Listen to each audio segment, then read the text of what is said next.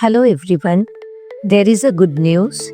Vacancies are about to come for the post of BEO, that is Block Education Officer. In Hindi we can say Block Shiksha Adhikari in the state Uttar Pradesh. Whatever be the state you are belonging, you can apply for this post if you are having graduation as well as B.Ed degree. The exam will be divided in two parts, that is prelim as well as mains. In prelim, the questions will be 120 questions will be asked. The duration will be 2 hours and the total marks will be allotted 300. And all the questions will be asked from general studies. And after that, the mains exam that will be in written form. Mains exams are also having Part A and Part B.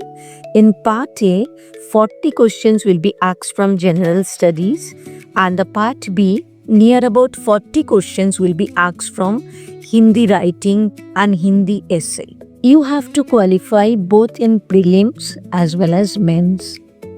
As far we have come to know, there will be no interview and salary will be 70,000.